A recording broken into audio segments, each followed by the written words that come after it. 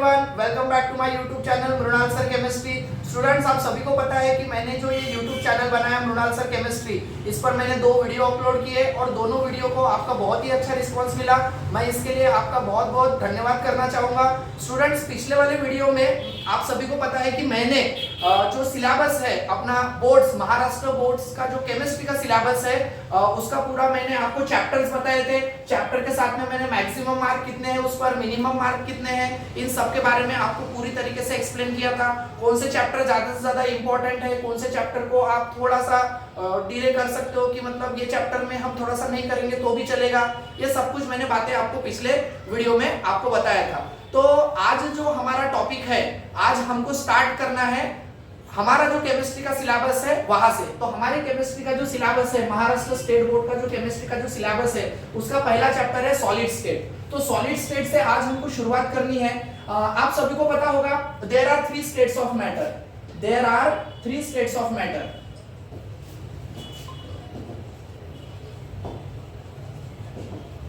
Matter के 3 states है students, आप सभी को पता है। वो कौन कौन से हैं वो भी आपको पता है, हम 5वीं में ही पढ़ते हैं। सॉलिड, लिक्विड एंड गैस, ऐसे 3 स्टेट्स है मैटर की, आप सभी को पता होगा और ये हम 5वीं से पढ़ते आ रहे हैं। लेकिन आपको ये भी बात पता होगी कि ये जो तीनों स्टेट्स होती है ये इंटर कन्वर्टिबल होती है। सॉलिड को थोड़ा सा अगर आप हीट करोगे, सॉलिड को अगर आप थोड़ा सा हीट करोगे तो वो लिक्विड में कन्वर्ट हो जाएगा। लिक्विड को अगर हीट करोगे तो वो गैस में कन्वर्ट हो जाएगा।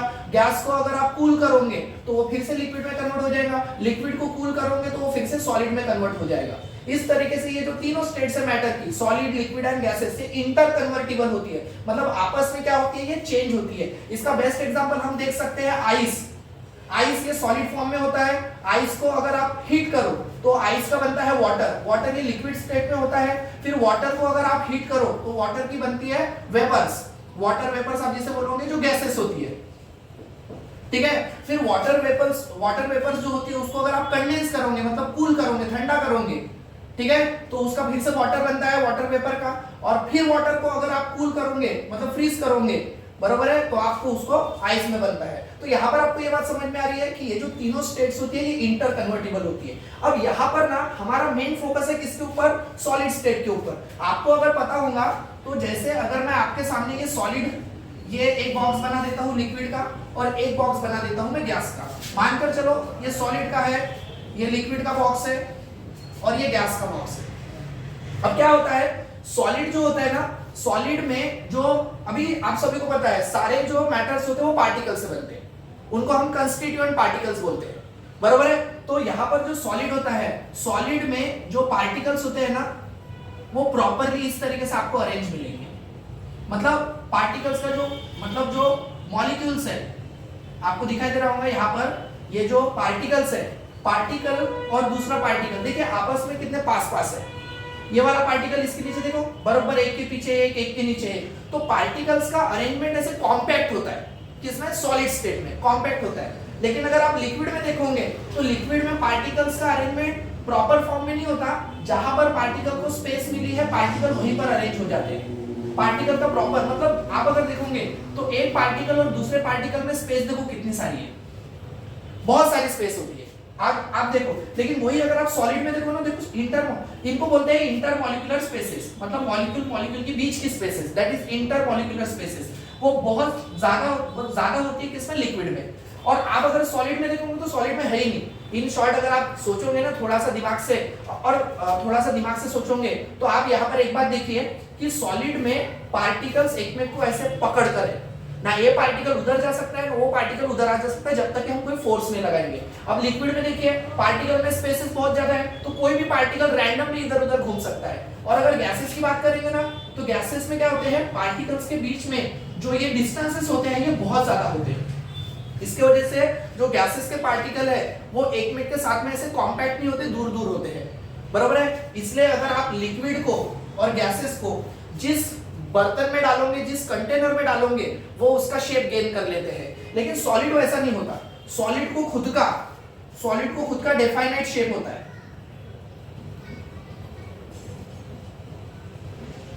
सॉलिड को खुद का अपना शेप होता है। लिक्विड आप देखेंगे सॉलिड को खुद का शेप होता है। लिक्विड को जिस बर्तन में आप डालोगे लिक्विड उस शेप का हो जाएगा।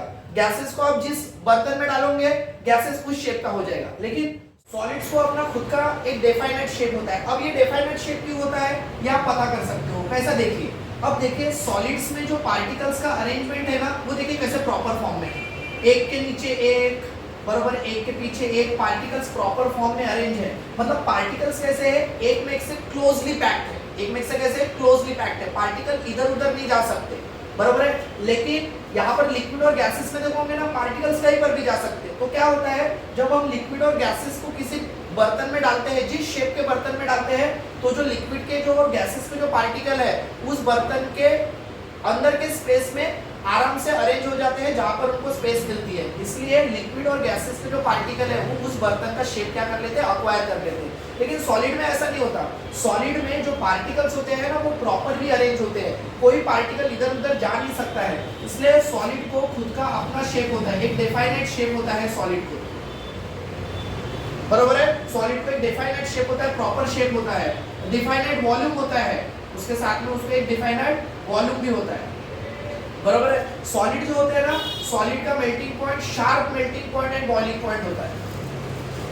मतलब मानकर चलो अगर कोई सॉलिड अगर 100 डिग्री सेल्सियस पर अगर मेल्ट हो रहा है तो वो 100 डिग्री सेल्सियस पर ही मेल्ट होगा, ना कि 99.99 डिग्री सेल्सियस पर ना और 100.1 डिग्री सेल्सियस पर, ऐसा नहीं होगा, बरोबर ही 100 डिग्री सेल्सियस पर ही मेल्ट होगा। इसलिए बोला है कि solid has sharp melting point और बॉइलिंग पॉइंट, बरोबर है। और उसके बाद में यहाँ पर देखिए जो सॉलिड होते हैं ना उनके बीच में जो इंटरमॉलिक्यूलर स्पेसेस है, मतलब एक मॉलिक्यूल और दूसरे मॉलिक्यूल के बीच जो स्पेसेस है वो नियरली जीरो होती है, होती ही नहीं है। इसकी वजह से पार्टिकल इधर उधर नहीं जा सकते। लेकिन पार्टिकल क्या कर सकते हैं, अपने ये जो अपनी स्पेस है उसके आजू बाजू में वाइब्रेशनल मोशन परफॉर्म कर सकते हैं। कौन सा मोशन, वाइब्रेशनल मोशन ऐसे परफॉर्म कर सकते हैं, लेकिन इधर से उधर को जा नहीं सकते जब तक कि हम कोई फोर्स अप्लाई ना करें, ठीक है। तो सॉलिड को एक अपना प्रॉपर शेप होता है, लिक्विड और गैसेस को नहीं होता है। ये बात आपको सभी को यहाँ से समझ में आ गई होगी, ठीक है। सॉलिड्स जो होते हैं,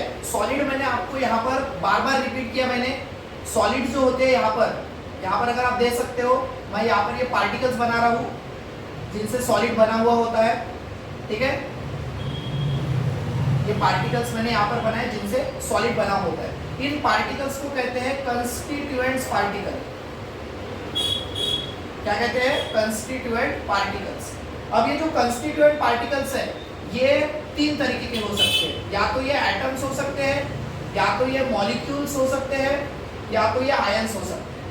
अब कैसा, एटम्स बोले तो जैसे एग्जांपल के तौर पर अगर आप क्या करो, हेलियम नाम की जो गैस है, हेलियम गैस है, हेलियम गैस को आप सॉलिड स्टेट में कन्वर्ट करो, बरोबर है। तो हेलियम के जो एटम्स है वो आपको कुछ इस तरीके से ऐसे अरेंज होते हुए दिखाई देंगे।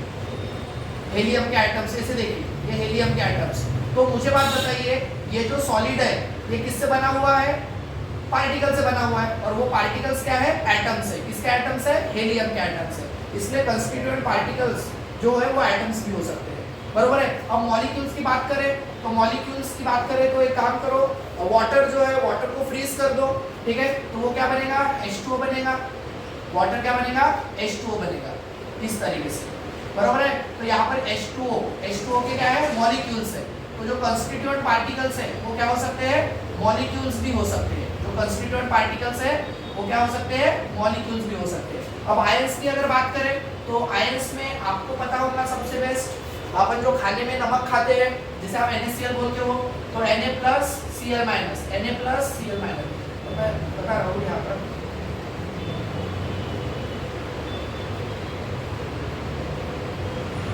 आपको पता होगा वहां पर आयंस होते हैं, दो प्रकार के आयंस होते हैं, कटायन जिनके ऊपर पॉजिटिव चार्ज होता है और अनायन जिनके ऊपर निगेटिव चार्ज है। तो Na+Cl-,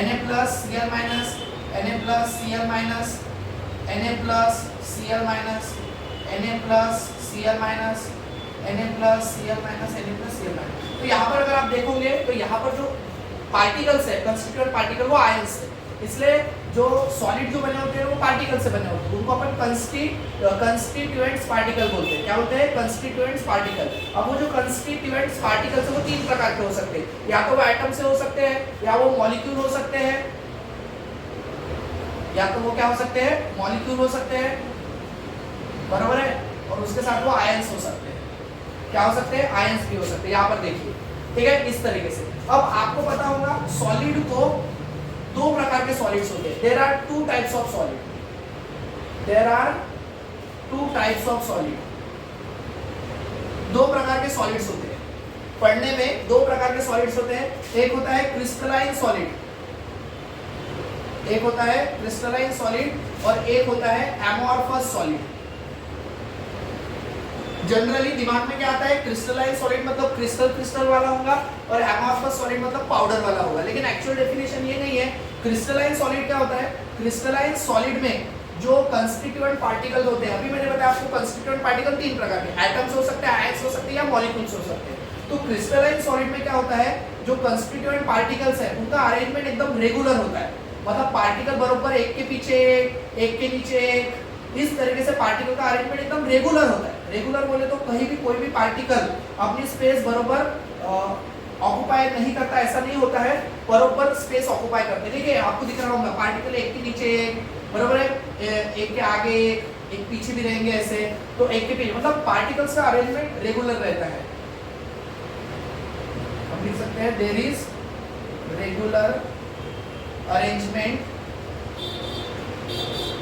ऑफ पार्टिकल्स, पार्टिकल्स का अरेंजमेंट एकदम रेगुलर होता है बरोबर, मतलब ये जो पार्टिकल्स है ना इनके बीच में स्पेसेस ज्यादा नहीं मतलब ये रहती है, मतलब खुली रहती है, मतलब पार्टिकल्स एकदम कॉम्पैक्ट होते हैं। लेकिन वही अगर हम एमोर्फस सॉलिड की अगर बात करेंगे, एमोर्फस सॉलिड में पार्टिकल को जहां पर जगह मिल गई, पार्टिकल को जहां पर जगह मिल गई पार्टिकल्स वहां पर अरेंज होते हैं, जहां पर जगह मिल गई पार्टिकल्स को वहां पर अरेंज होते हैं, मतलब एक प्रॉपर अरेंजमेंट नहीं होता। तो मैं लिख सकता हूं यहाँ पर there is irregular arrangements of particles, किसमें, amorphous solid में पार्टिकल्स का अरेंजमेंट प्रॉपर नहीं होता है, बरोबर है। हम यहाँ पर ये भी बोल सकते हैं, यहाँ पर पार्टिकल्स का जो अरेंजमेंट है वो लॉन्ग रेंज ऑर्डर है, long range order. Long range order मतलब क्या हुआ, एक बार पार्टिकल अरेंज होना स्टार्ट हुए तो बरोबर प्रॉपरली एक के पीछे एक ऐसे लॉन्ग रेंज में अरेंज होते जाएंगे। और वहीं पर अगर यहाँ पर अगर बात करेंगे हम एमोर्फस सॉलिड में, तो यहाँ पर शॉर्ट रेंज होती है। शॉर्ट रेंज मतलब ये देखिए पार्टिकल ने यहाँ से अरेंज होना चालू हुआ, यहाँ पर जगह छोड़ दी, फिर यहाँ से यहाँ पर देखो थोड़ी सी स्पेस यहाँ पर खुली रहेगी, फिर यहाँ से तीन पार्टिकल अरेंज हुए, फिर स्पेस यहाँ पर खाली रहेगी, फिर यहाँ पर अब देखोगे मतलब पार्टिकल्स का अरेंजमेंट लॉन्ग रेंज नहीं है, शॉर्ट रेंज है, मतलब पार्टिकल्स अरेंज हो रहे हैं और स्पेस छोड़ दे रहे हैं इस तरीके से, तो प्रॉपर्ली अरेंजमेंट नहीं होता है पार्टिकल्स का। क्रिस्टलाइन सॉलिड में एकदम रेगुलर अरेंजमेंट होता है पार्टिकल का, मतलब लॉन्ग रेंज ऑर्डर होता है, बरोबर है। और वही एमोर्फस सॉलिड में वैसा नहीं होता, इरेगुलर अरेंजमेंट होता है पार्टिकल्स का, कहीं पर भी पार्टिकल्स अरेंज हो जाते हैं जहां पर उनको स्पेस मिले, एक प्रॉपर अरेंजमेंट नहीं होता, एक के पीछे एक के नीचे, मतलब एक रेगुलर मैनर में अरेंजमेंट नहीं होता है एमोर्फस सॉलिड में। शॉर्ट रेंज ऑर्डर होता है, मतलब पार्टिकल रेंज पूरी नहीं कर पाते हैं। उसके बाद में ये क्रिस्टलाइन सॉलिड जो है ना, क्रिस्टलाइन सॉलिड का शार्प मेल्टिंग पॉइंट होता है। अभी मैंने जिक्र किया था शार्प मेल्टिंग पॉइंट मतलब क्या होता है, कोई सॉलिड अगर 100 डिग्री सेल्सियस पर अगर पिघल रहा है ना तो वो 100 डिग्री सेल्सियस पर ही पिघलेगा, ना कि 99.99, ना कि 100.1, मतलब वो पिघलेगा तो 100 डिग्री सेल्सियस पर ही पिघलेगा। तो शार्प मेल्टिंग पॉइंट के साथ में शार्प बॉइलिंग पॉइंट भी क्रिस्टलाइन सॉलिड का होता है। एमोर्फस सॉलिड का do not have sharp melting point and boiling point, do not have sharp melting point and boiling point. Amorphous solid का वैसा नहीं होता, एमोर्फस सॉलिड का मेल्टिंग पॉइंट और बॉइलिंग पॉइंट एकदम शार्प नहीं होता, वो मतलब थोड़ा बहुत आगे पीछे चलते रहता है। अब ये जो है क्रिस्टलाइन सॉलिड ये एनआइसोट्रॉपिक नेचर के होते हैं, एनआइसोट्रॉपिक इन नेचर। अब एनआइसोट्रॉपिक इन नेचर मतलब क्या होता है, एनआइसोट्रॉपिक, और ये जो होते हैं मैं बता देता हूँ, ये आइसोट्रॉपिक नेचर के होते हैं, ये आइसोट्रॉपिक नेचर के होते हैं amorphous solid. Anisotropic in nature मतलब क्या होता है, मतलब अगर आप कोई भी डायरेक्शन में जाओगे, इस डायरेक्शन में जाइए, इस डायरेक्शन में जाइए, कोई भी डायरेक्शन में जाइए, तो आपको जो इन सॉलिड्स की प्रॉपर्टी है, जैसे इसकी थर्मल कंडक्टिविटी हो गई, रिफ्रैक्टिव इंडेक्स हो गया इसका वाला, इन ये जो प्रॉपर्टीज है ये आपको डिफरेंट डिफरेंट मिलेंगी हर एक डायरेक्शन में। लेकिन वही अगर एमोर्फस सॉलिड की बात करोगे ना, तो यहाँ पर देखिए कोई भी जिस डायरेक्शन से आप जाओगे, कोई भी डायरेक्शन में जाओ, हर डायरेक्शन में प्रॉपर्टीज आपको सेम ही मिलेंगी। आइसो का मीनिंग सेम और ट्रॉपिक का मीनिंग डायरेक्शन, ठीक है। तो हर डायरेक्शन में आपको जो प्रॉपर्टीज है, थर्मल कंडक्टिविटी हो गई, डाइलेक्ट्रिक कांस्टेंट हो गया, रिफ्रैक्टिव इंडेक्स हो गया, ये सारी जो प्रॉपर्टीज रहती है सॉलिड की, वो आपको अमॉर्फस सॉलिड में जिस डायरेक्शन से आप मेजर करोगे उस डायरेक्शन से वो आपको क्या मिलेंगी, सेम ही मिलेंगी। अगर आप एग्जांपल देखोगे इसके वाले, तो एग्जांपल बहुत कॉमन है। एग्जांपल अगर आप देखोगे तो ऑल मेटल्स, सारे के सारे मेटल्स, ऑल मेटल्स नहीं बोल सकता हूँ, मेटल्स जैसे कि गोल्ड हो गया, गोल्ड हो गया, कॉपर हो गया, बरोबर है, नमक NaCl, ये मेटल नहीं है, सॉल्ट्स जैसे कि NaCl हो गया, बरोबर है, ये सारे के सारे एग्जांपल्स है क्रिस्टलाइन सॉलिड के। और अमॉर्फस सॉलिड के एग्जांपल की बात करेंगे तो अमॉर्फस सॉलिड के एग्जांपल प्लास्टिक हो गया, प्लास्टिक हो गया, रबर हो गया, रबर हो गया, टार हो गया, ये सारे के सारे एग्जांपल किसके हैं, अमॉर्फस सॉलिड के हैं। तो यहाँ पर आप देख रहे होंगे क्रिस्टलाइन सॉलिड और अमॉर्फस सॉलिड में सबसे बिग डिफरेंस आपको अगर देखने को मिलेगा तो क्रिस्टलाइन सॉलिड में पार्टिकल्स का अरेंजमेंट एकदम रेगुलर फॉर्म में है, पार्टिकल्स प्रॉपर्ली अरेंज है। कहीं पर पार्टिकल्स यहाँ पर मतलब ऐसे आड़े टेढ़े जगह पर अरेंज नहीं है, प्रॉपर्ली अपनी जगह पर ही अरेंज है, मतलब एक रेगुलर मैनर में। आप देखेंगे आइडियल स्टूडेंट जैसे होते हैं उस तरीके से। और यहाँ पर आप देखोगे अमॉर्फस सॉलिड में पार्टिकल का अरेंजमेंट कोई रेगुलर नहीं है, शॉर्ट रेंज ऑर्डर है, रेगुलर मैनर में पार्टिकल अरेंज नहीं है, लेकिन क्रिस्टलाइन सॉलिड में रेगुलर मैनर में पार्टिकल्स अरेंज है। तो ये क्रिस्टलाइन सॉलिड और अमॉर्फस सॉलिड के बीच में आपको समझ में आ गया होगा।